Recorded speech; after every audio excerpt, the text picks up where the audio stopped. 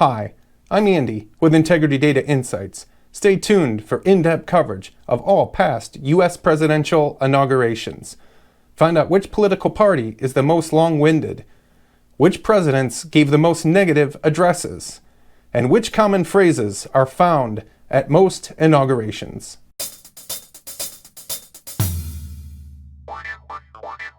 We start with the average word count per inaugural address. You can see the 18th century, very efficient.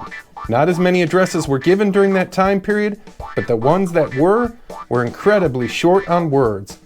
Not the same case for the 19th century, an explosion driven partially by William Henry Harrison's record-breaking 8,000 plus word address.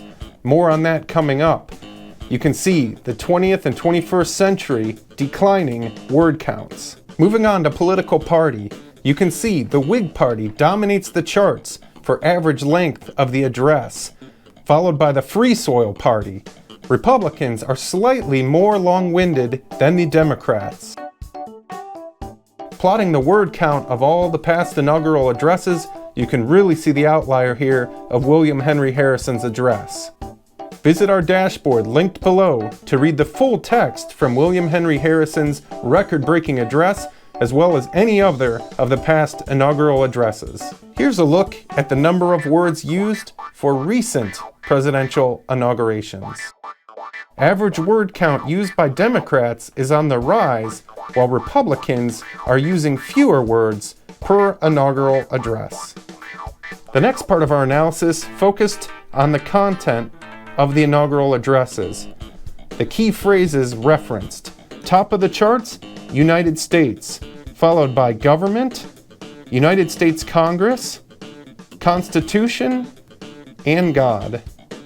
Moving on to the long tail of references, you can see the European Union tops with 23 references, followed by Southern United States, as well as mentions of Earth, Washington, D.C., and communism.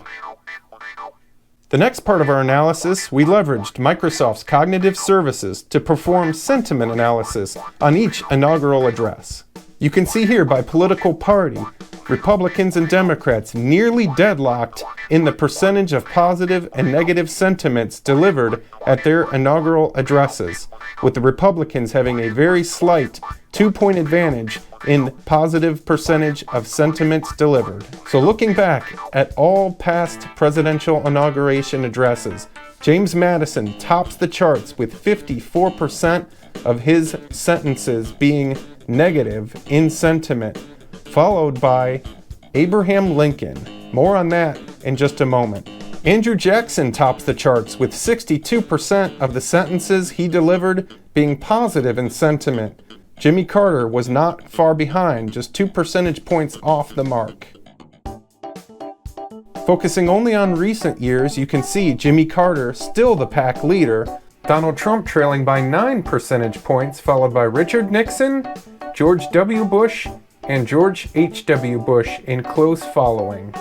Surprised to find Abraham Lincoln on that list, we did a little bit of digging to find out what sentences were considered negative sentiment in his addresses. In your hands, my dissatisfied fellow countrymen, and not in mine, is the momentous issue of civil war.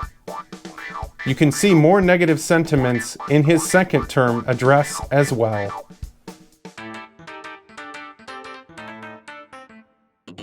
Switching to positive sentiment, here were some of the sentences issued by Jimmy Carter during his inaugural address.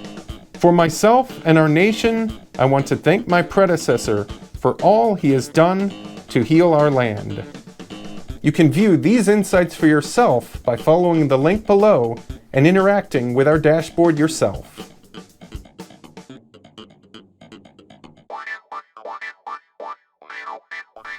Thanks for watching our in-depth coverage of past U.S. presidential inaugurations. Once again, I'm Andy with Integrity Data Insights. Thanks for joining me.